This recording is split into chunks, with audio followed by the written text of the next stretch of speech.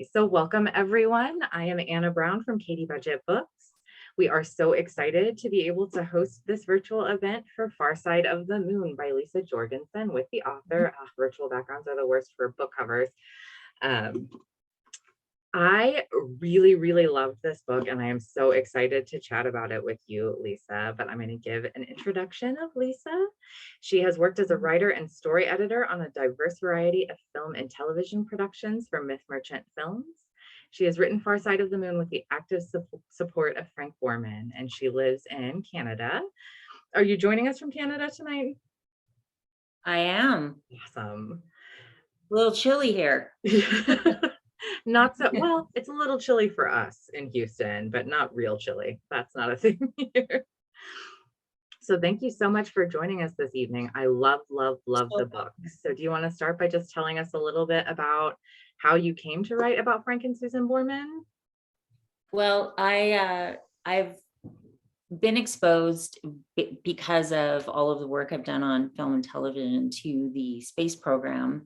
And what I started noticing is that the wives hadn't, the perspective of the wives hadn't really been represented the way that I felt it should. And I knew that they were under a huge amount of pressure, but there was a lot of focus on what the men were doing and not necessarily what they had to endure. And so there was something about Frank and Susan's story that really captured me. And I was so privileged to have been able to, get access to that story and access to Frank. And he agreed to do everything that was needed to make this book as honest as possible. So did you look at other couples in your research for the book and then settle on Frank and Susan, or did you kind of start from them? I read about all the other couples, and don't get me wrong, I was lucky enough. I got to talk to Marilyn Lovell, and I got to talk to a lot of the other wives that are still alive. And I personally think they all deserve their own book, but there was something about Frank and Susan's story that really just captured me. And it's just one of those things where it hits you in the chest, and you just know that you have to do it and you pursue it, and either it works or it doesn't. And this one worked. So I was it was meant to be. Yes, so we're in Houston, and so obviously the space program is kind of a big deal around here. So we get in a lot of books about the space program. And what really fascinated me about this was how much more it focused on the wives and their experience. And I still didn't expect it to delve as much into Susan's life as it did. So I was really thrilled with that. And it just felt really real and honest. Like, was it hard getting into that personal? Did you have those conversations with Frank, or was that more from written materials? No, I did. And I have to just say how much respect I have for him, because he was willing to go there and he was so honest, and it was hard for him. It was hard for him to relive some of those things that he knew contributed to her suffering. And the things that he knew that if he could go back, he would change. But at the same time, he was a person who changed history. So there was a little bit of pressure that's not put on everyone, and it was on both of them. And I think the way they handled it separately and together was really inspiring. So, and you did have the opportunity to meet Susan also, right?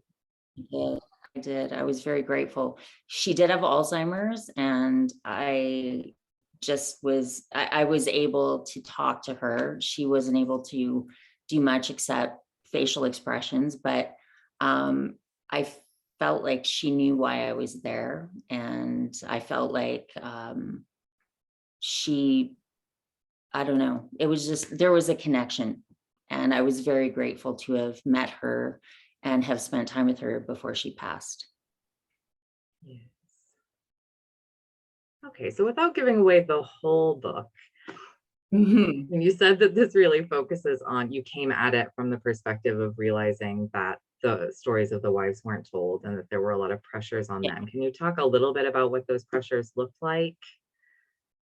Well, I can't even fathom what it is to be, I mean, and again, these women were test pilots' wives, which was a pretty intense situation to be in because that was a very dangerous job in the military. And they were used to, deaths and accidents happening. But we're talking about untried, untested technology in NASA. And there was no support system like there was in the military. There was no commissary. There was no all of the things that they were used to when they would move to a new base. And there was the support system for the wives.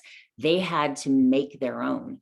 They had to build their homes in a community that became known as El Largo. And they just did it all themselves because they didn't have that support that they were used to with the military, and they just handled it.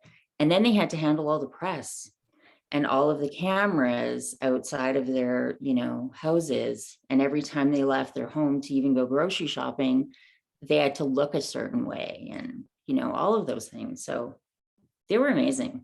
They just handled it. I know we talk a lot today about like the pressures of performing for social media and taking these photos that look perfect. And it was like they were dealing with all of that before it was a thing for anyone else and they didn't get a choice about it. It wasn't just like, I'm not going to They, participate they in got that. no choice. Yeah. Yeah. And they went from a pretty tight-knit community within the military to just being thrust into that. And they just were told that they had to deal with it. And it was a lot to handle. It was a lot for them to handle, along with the dangers that their husbands were in and the fact that they were basically single mothers. Right. Yeah. Yeah, it was a lot to handle. Yes, and I don't think it's giving anything away because there is public record, but that Susan kind of has a breakdown. Yes, Um, she does. were there other women, were there other wives that had similar issues? I mean, I know they were all dealing with the stress.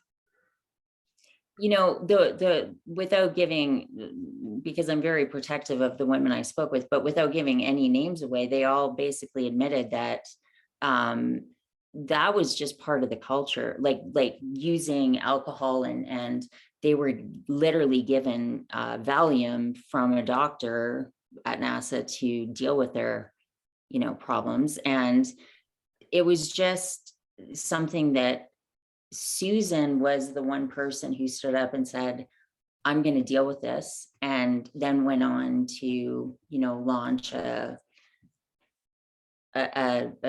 drug initiative and to help with that. And she met with Nancy Reagan to try to help with the issues that were going on at the time. What most people don't know, and what has been represented prior to my book, is her breakdown happened quite a bit after the whole NASA period. Like, she made sure her sons were raised and everything that Frank needed to do within NASA. Like, she never let her stuff affect her family. And when everything was done and her boys were off to, they had graduated and they were off, that's when she allowed herself to do that. It wasn't before.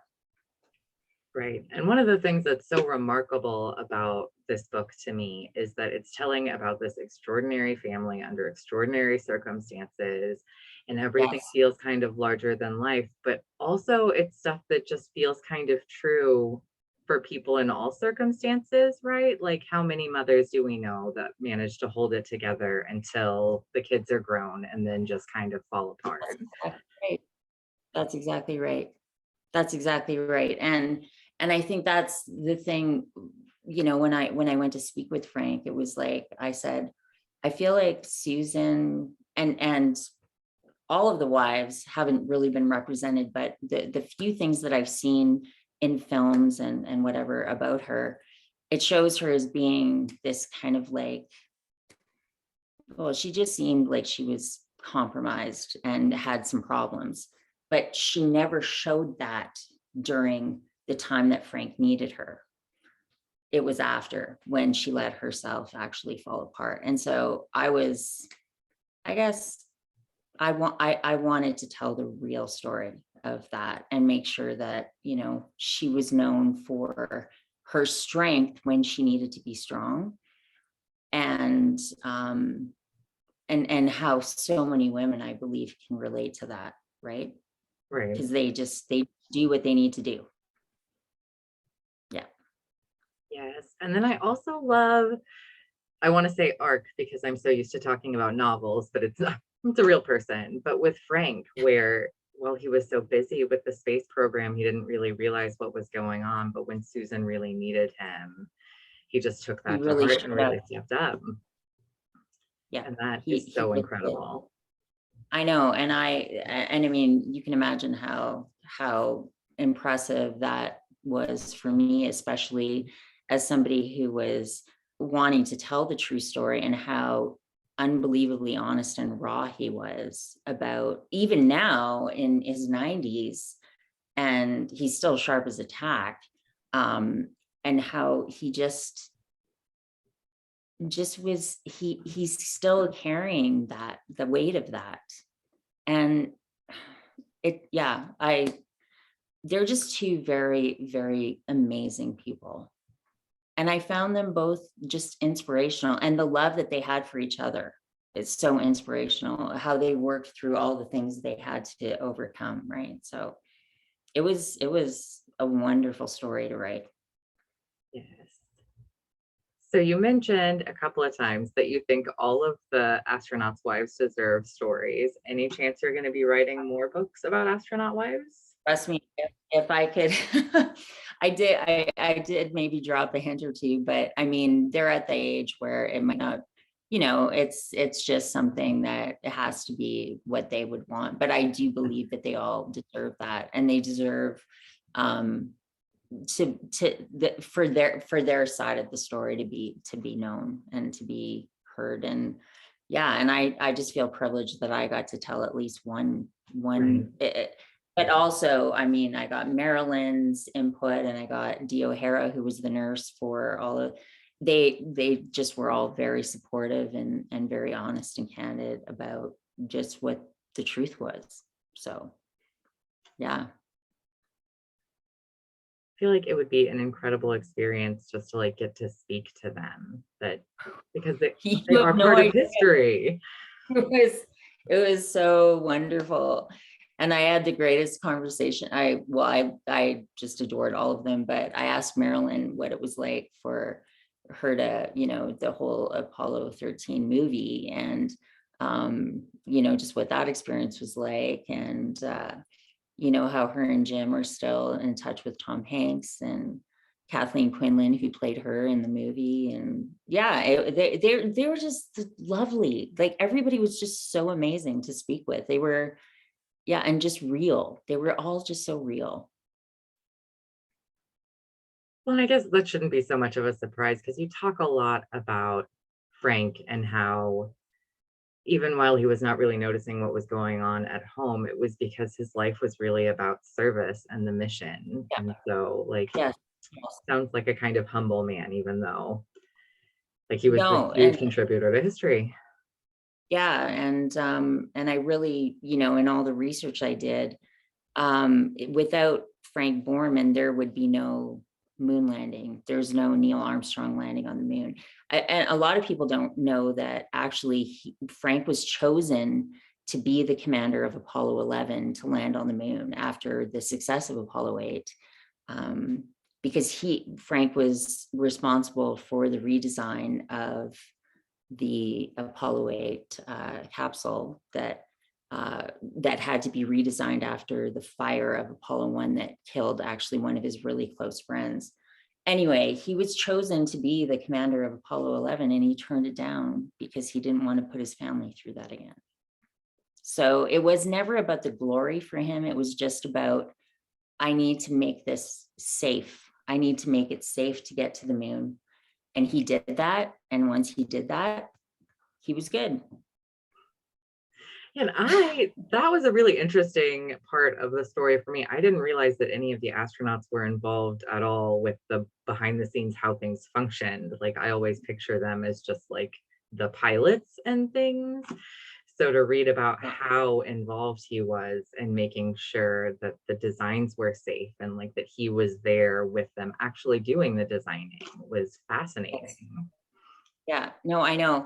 And I mean, when we make jokes about, it's not rocket science, but these guys are like literally the tip of the spear of, they're crazy smart. They're engineers. They've, they're most of them are test pilots who have been testing untried technology up until this, like the most untried technology. So there's a certain mentality and intelligence, and there's just a whole personality that goes along with it. And I was really fascinated by all of I know it probably gets attributed to like machismo and testosterone, but there's a lot of dedication to purpose and to service and to a mission. And that's what I tried to get across. It's not just being this person who just wants to, go as fast as he can and, light himself on fire kind of thing. It's not about that. It's about being a part of something bigger. And that was something that really came across when I spoke with Frank. He wasn't in it for, any kind of accolades. It was about furthering what he thought was something that was important.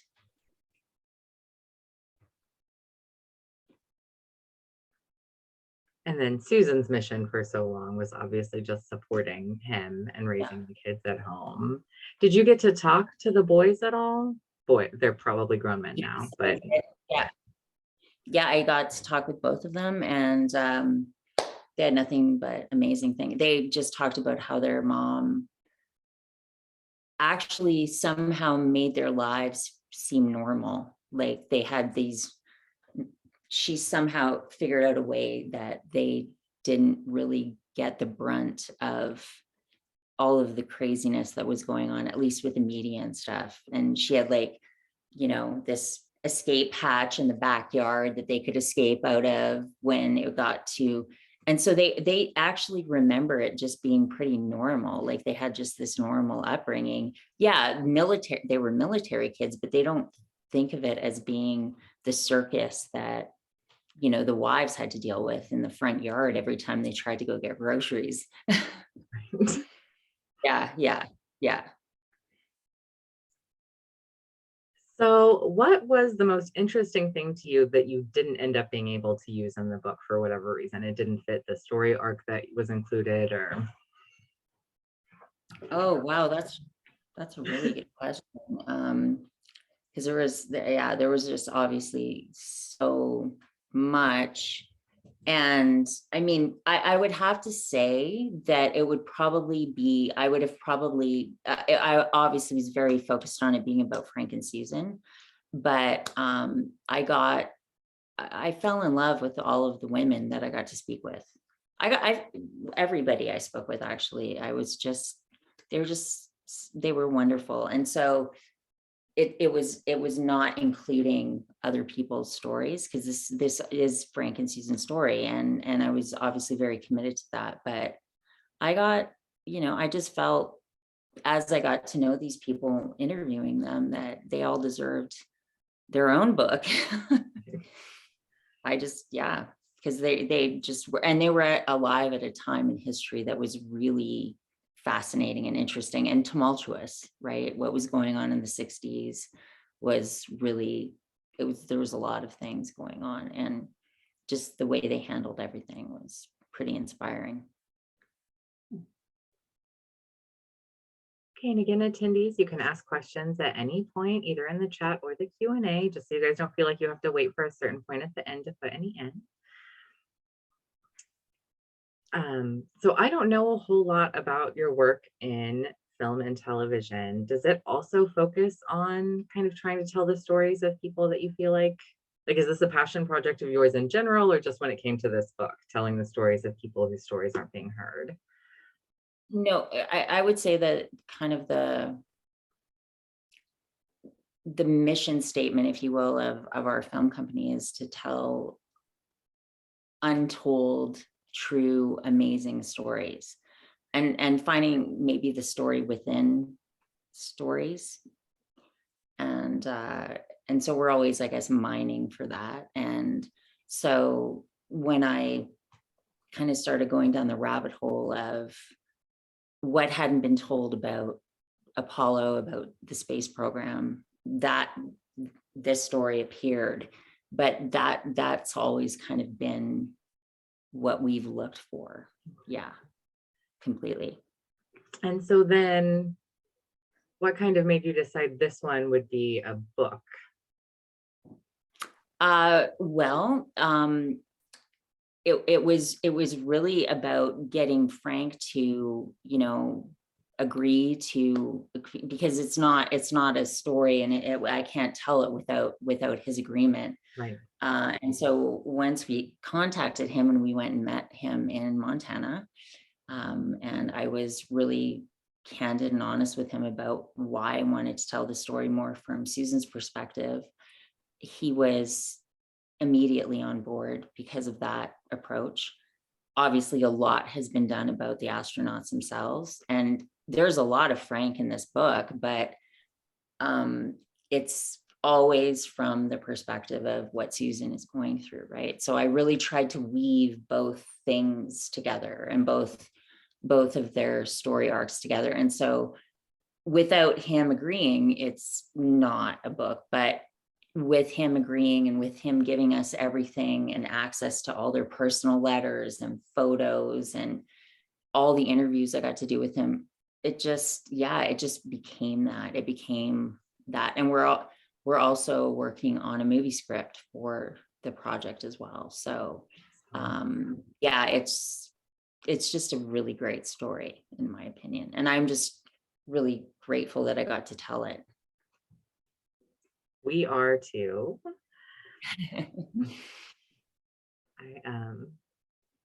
I do. I just love that it's really about the people more than it is about the program. I am not a Yeah. sciencey person. So I was like, okay, there's going to be science, and there is science. My brain tends to just like when there's science involved, and there is a little bit of science, but it's about them, and it's about Susan, but Yes. it's about both of them. And Yeah. the science is only there when it needs to be because it's relevant to Yeah. them, which I really loved. And that was really important to me too, because I wanted it to appeal to the people that love the space program, but also people that might not ever pick up a book about it, because it's just such a human story. Like, it's such a beautiful human story. And to just kind of balance between the two, that would appeal to both.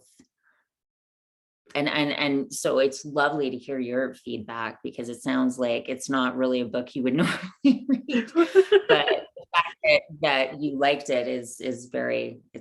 That's great to hear.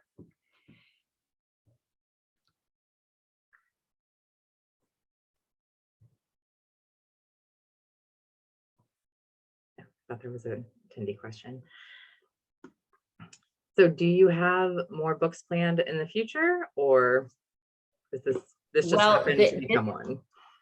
this one, yeah, I actually am I've got an idea of another one, but obviously, as you know, this one is, especially because it just got released this week and stuff. So obviously, I'm pretty focused on that. I'd love to tell you I'm this great multitasker, but I have to just focus. Yeah. So probably in the new year, I'll start to think about the other one, but this is kind of my focus right now, and really to just give Susan and Frank I don't know, just the accolades, and I just feel so privileged that I got to get to know them and to tell their story. And I just want to do justice to what I was able to, what I was privileged to be able to tell. I'm just the conduit there. It's their story. Was there anything that totally surprised you when you were doing research for this book? I think what totally surprised me is, I actually have to tell you what totally surprised me. So, like you, I'm not a sciencey person either. I will 100% get into that when I have to do the research, but I'm not naturally drawn to that. When I understood what this program, and whether you think that the whole going to the moon was important or not, was I watched obviously every documentary you can think of to watch, but Dan Rather, who is obviously very respected reporter, he was talking about, he was just young when Frank went to the moon. Now, 1968 was a very tumultuous year. Bobby Kennedy was assassinated, Martin Luther King was assassinated, there was Vietnam going on. There was like, he was just reporting everything awful, right? Right. And everybody was hoping that this would actually happen, but after the fire of Apollo 1, nobody, it was just, well, maybe, but they were still putting a lot of, I don't know, hope into it. And when Frank and Bill and Jim were up there Christmas Eve and they read from Genesis, and Dan Rather talked about that, and he started crying. And I have never seen that guy cry, like Right. ever. He's so serious. And I went, wow, it wasn't just about going to the moon, it was bringing hope, bringing a miracle to a country who needed it. This is way bigger than I even understood. And that's what was surprising to me. And I needed to see, you know, that physical response from somebody who is usually so, you know, serious, and it was just a very important thing, only because they needed a light, and that was the light. Yeah, and I'm not gonna lie to you, when I read that portion of the book, just reading it, not even having seen the video of Dan Rather, but the whole portion about Christmas Eve, I got chills a little bit and I felt a Yeah, little choked up, right? And I'm not even live there for it, yeah. but what you've done a great job in the book, the way you've written it, of kind of building up all that feeling for us. So thanks for that. Well, thank you. That's no, that's nice to hear. Yeah, because obviously I was feeling it. So I'm glad that came across. Oh,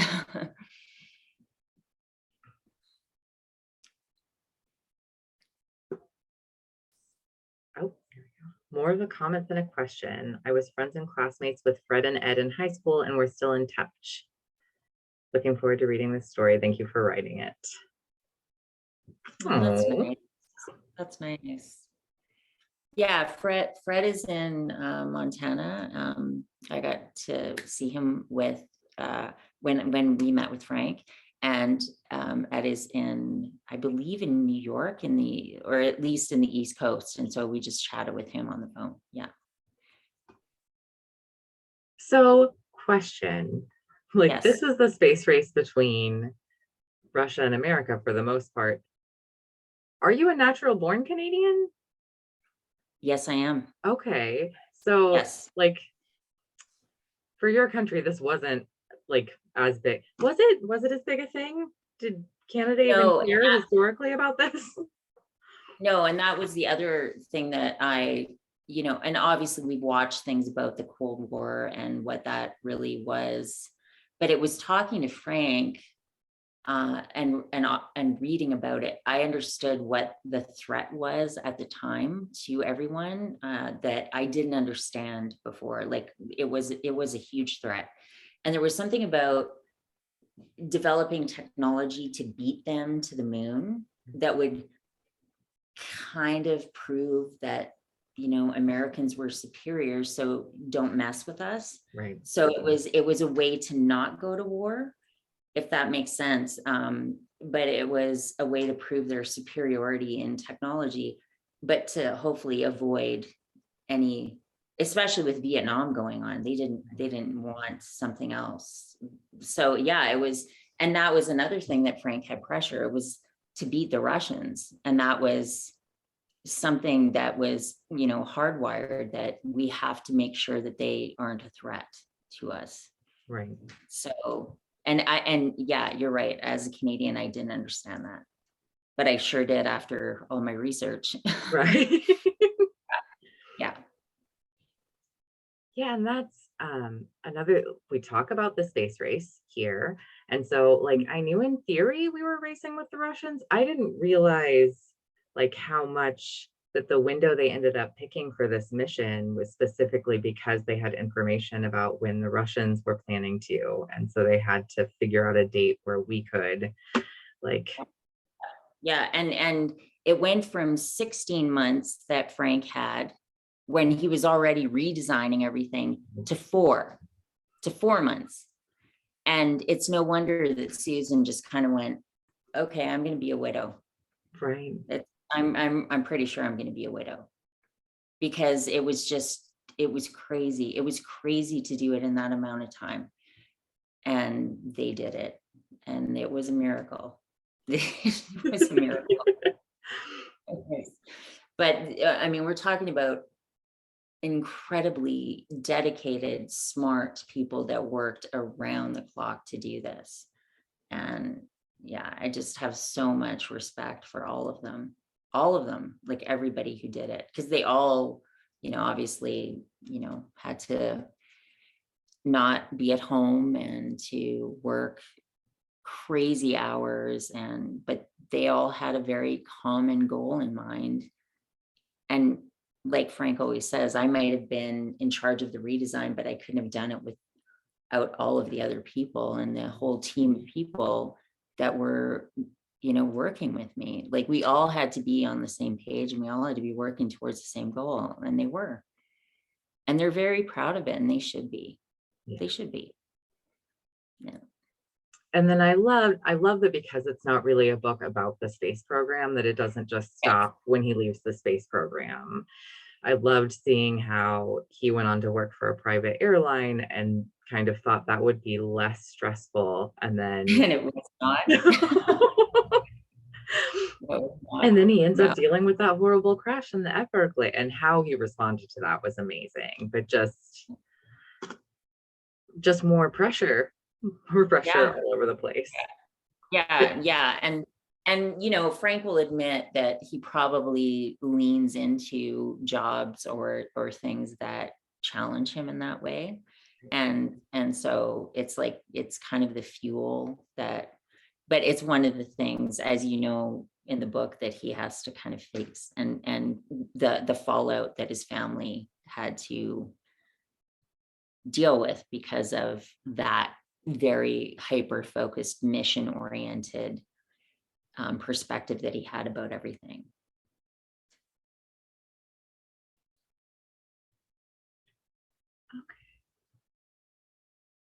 Okay.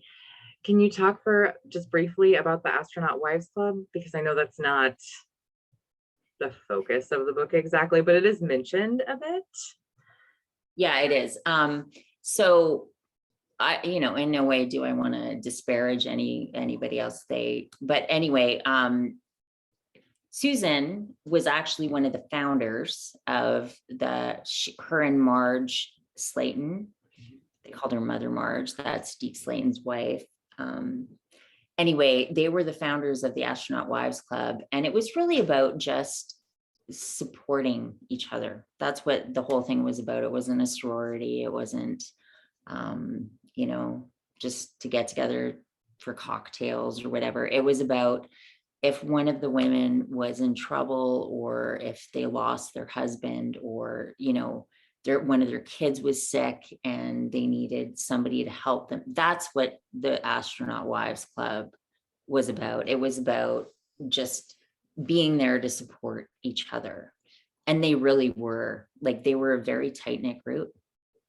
They were very they 100% rallied every single time one of them needed something. They were there. Yes. And after reading your book, I definitely feel like all those women really do need their own stories. Like I can see why you would think so. Because it's incredible the circumstances they were all under and just the little snippets we get in this book of the other wives and how they were involved. It's like they did all manage to come together and support each other in these really Yes. extraordinary, stressful circumstances. Yeah. Yeah. And they had no, no preparation, or it wasn't like they had, any kind of coach to help them deal with media or the press. They had to just figure it out. They were told they had to dress a certain way all the time, but they didn't really have any money to do that. Like there was so many things that they just had to just deal with on the fly without, and that's why in a way it was very similar to their husbands, who were constantly dealing with things that were coming up, that were problems that needed to be solved. These women were doing the exact same things in different ways, right? Right. It just didn't get talked about. I know, which is a shame. But your book is here to talk about it, which is so great. So you said something earlier about how it sounds like it's not the kind of book I would normally pick up, which science, not so much, but I absolutely adore. There's there's a lot of books coming out now that are kind of the stories of these women who were just sort of supporting characters in men's stories for a long time. And it's really fleshing out their lives. And those are absolutely my books. So I love this um, Oh, because I just thank think you. that's so important that we spend as women, we spend a lot of our time supporting, and especially throughout history. I think that's a little less true today than it has been historically, but supporting and caregiving and these things that just kind of get taken for granted and we act like that's not extraordinary. Um, but it is. And It then we is. also do other extraordinary things, even if most of our life is spent. And so I love getting to read about that stuff. And Susan was dealing with some very serious stuff before Frank. She had issues before her marriage to Frank that were just kind of exacerbated by being in that fear and stress all the time, and Yes. still managed to raise the kids in what they felt like was a normal childhood. And that's amazing. I know it is. It really is. And that's why I felt like she deserved to, I don't know, be acknowledged for the strength that it takes, like you said, to carry the burden of whatever pain that you get dished out. And she didn't start out with a traumatic childhood, and it just kind of went on from there. And she chose a pretty hardcore guy to be married to, that it wasn't necessarily a peaceful life. And just how she handled and managed everything until she didn't have to. And that's when it all came to a head. But what I guess I just loved is that instead of it being seen, in my opinion, as a weakness, that she had a breakdown, which was completely understandable, by the way, she only did it when it was, I'm not saying safe to do it, but when she wasn't needed anymore, when, when she wasn't going to be letting anybody down, and when it was necessary, right? So and there's strength in that as well. And there's also immense amount of strength in facing your pain and having to, work through all of it, which she did in spades, and then went on to help people who had gone through similar situations, and was extremely supportive to anyone who had undergone any kind of mental illness, or addiction problems or anything like that. She was such an advocate for that, and so I don't know, just such a shining light. So I just felt like she needed to be celebrated. Yes, and I actually really, that is my favorite portion of the book, is where it's talking about her facing that stuff and recovering. Um, and how much of that was from conversation, because that was all very personal. So how much of that research was done through her letters and writing, and how much of it was from conversations with Frank and other people around her? It was a combination of both. Yeah. And I was obviously very, uh, Frank was just like I keep saying, so candid and honest. And because obviously he was part of the whole thing, he didn't hold anything back. So I was able to be really honest about everything. He wasn't trying to gloss anything over. Yes, which is also, they're both incredible. Like, I haven't even gotten Yeah, to meet them, but I agree with you. I agree with you. I mean, I obviously wanted it to be Susan's story, but it's hard not to admire Frank and what he faced and what he admitted to have, all the ways he contributed to her pain. And he didn't make excuses. He just owned it. And that's amazing to me. yes, and I love that it feels like, and you would understand this better than me, but it feels like from the book that it kind of went from her supporting him all those years to then him supporting her once she got to that point. Like, I just love that relationship they have. And that's exactly how it went. And then everything became about her, and he just lived to make her life as good as it possibly could be. And that's exactly what he did right until the end.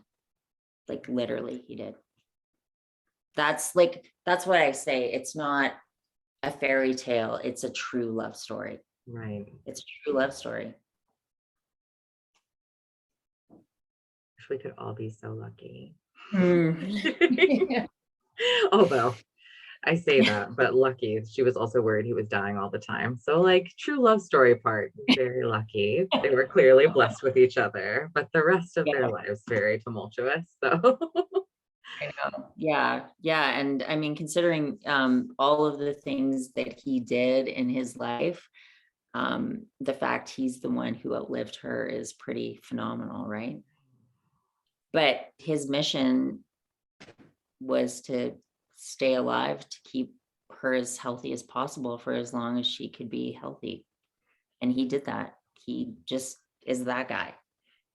And yeah, and they're just both amazing. Like, how can you not be inspired by their story? It's just an amazing story. yes. And I'm so glad that you have told it, because otherwise, it's all about the space program all the time. I mean, I think I learned a lot more about Frank from this book, even though it's really more about Susan than I would have from watching all of the space documentaries in the world, because they're still really about their involvement in the space program. So you get to Yeah. really know him as a person. Yes. Yeah. Yeah. And I mean, exactly. And that's something that he wanted to do differently with this book. And he was committed to that. And obviously that's what I got. I got everything real, everything true.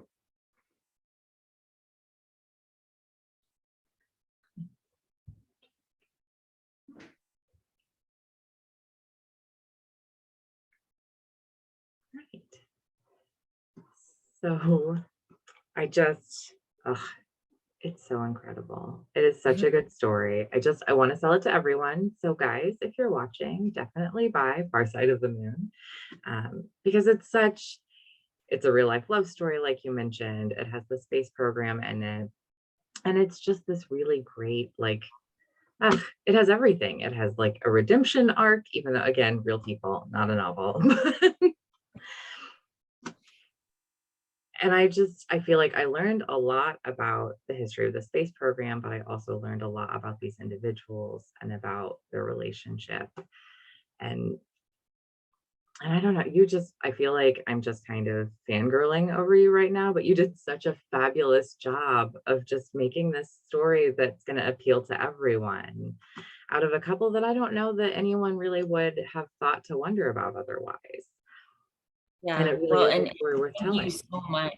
Thank you so much. That's wonderful to hear. And that's really what my goal and motivation was while I was reading it, because obviously I wanted it to appeal to everybody. But I just, like I keep saying, I just feel like I was so privileged to be able to tell this story, because I do feel it's something that will inspire and that most people will find something to relate to, right?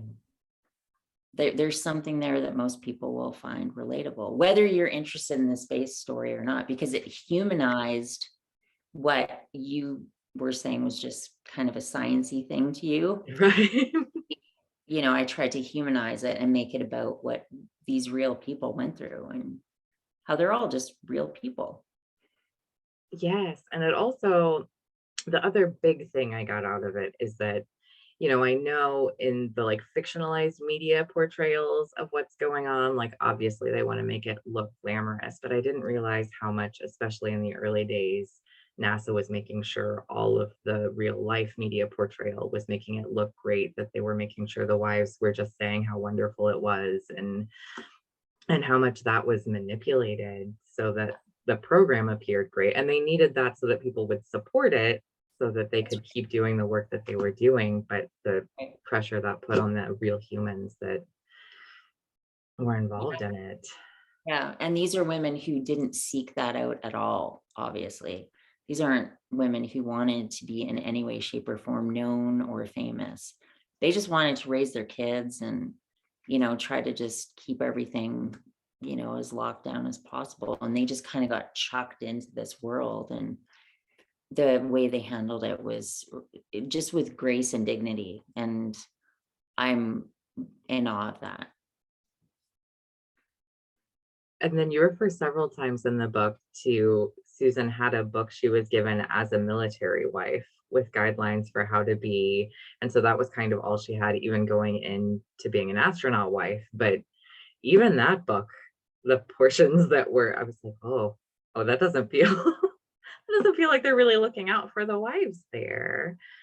Oh, it was more about just making sure that you didn't bother your husband. Like you kept everything just locked down so that they could do their job, right? So whatever was going on at home, you just kind of kept it all, you know, under wraps. And so when he did come home, when he was at home, it just seemed like everything was fine.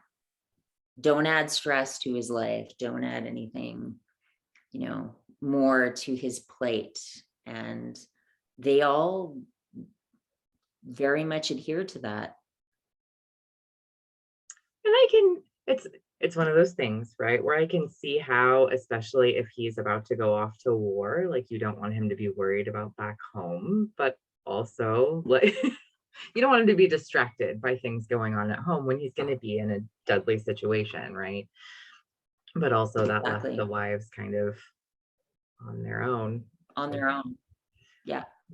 And that's literally, I think, why Susan and Marge put together the Astronaut Wives Club. Was it's like we need to be there for each other. This is an unprecedented situation. When we were in the, you know, in the Air Force, there was always some type of military something that you could get access to if you needed help. Or this was, everything was brand new, right? And they showed up right when it was just being developed. So they basically had to build their own community and build their own support system. And Susan was kind of on the ground level of that to make sure that the women knew that they had a place that they could come if something just went sideways.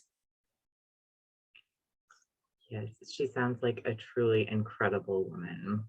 Like, She was, yeah, she really was. so Yeah, it she absolutely was. has inspired me because, like, I don't know, I'm not doing that many great things with my life. Like, and everything, all the pressure she was under and having her own issues to deal with. And still, she was just always looking for ways to help other people. And I want to be more like Susan Borman now. That's my life Well, goal. the thing that nobody thinks that their story is interesting, but everybody's story is interesting. Really, everybody has an interesting story. And I'm pretty sure that Susan probably didn't think her story was all that interesting or inspiring, but I sure thought it was. Right. So she was just living her life, right? And dealing and handling things as it came, as they came to her. But everybody's story, we none of us think that our stories are amazing or interesting or inspiring, but we all have pretty great stories to tell. And that's why you have all those books behind you. Well, that's true. His stories are great. And just, Stories are what inform us as humans. yes, absolutely. And just a fun little story. The book I read after I finished this one in preparation for this event was, oh gosh, apparently there were complaints by Sharon Gless, the actress, and she talks about the plane crash into the Everglades, and she just gives the flight number. I looked it up. It's the same one from your book that Frank Borman had to go deal with. And it was just a weird coincidence. I was like, that can't possibly be the same flight that I was just reading about the man that had to go in and deal with. Wow, so it's the same plate. Well, isn't that interesting? And again, you know, her perspective as being somebody who was involved in, like, she was on the plane, is what She I'm was not on hearing. the Is plane. that She what? was living in Miami at the time, so it was close to that. And Oh, it just came up as a okay. reference, and I just was, it was Okay. weird. It was one of those weird things that happens. Okay. Okay. Well, yeah. I cannot comment on that because I don't know who she is. I do know Frank Borman, and I do know he was there when that all happened and actually was part of the rescue Yes. effort. So Which he didn't have to do. I mean, it's just everything about them was incredible. No one I know. expected him as an executive to show up and help fish people out. And it's just, Yeah. Well, and I think it's too just his training, right? It's just so hardwired in him to be that guy. And so it was not even, it was instinctual. He just did it. He didn't even think about it. He just jumped on a helicopter and just did it. yes. So yeah. Yeah. Yeah. Unless we have any last minute questions from the attendees, we are running out of time. So if you've got a question, type it in real fast. So while we're waiting to see if anybody types anything in, I'm just gonna okay. I hate virtual backgrounds. Far Side of the Moon by Liisa Jorgensen, you guys. It really does have something for everybody. If you haven't purchased your copy yet, definitely do it. I'm gonna stop holding that up because it's just bothering me. But it's so great. We have copies in store now. You can order online at katiebooks.com. Because it's a little bit of everything, and it is just such an inspiring story. And Liisa, thank you so much for joining us this evening. Thank you so much for telling this story, because I probably never would have heard it otherwise. And I am so grateful to have it in my life now. Well, it was such a pleasure talking to you. So thank you so much for having me. All right, and attendees, thank you for being here with us this evening, and everybody have a good night. Good night, you guys. Thank you.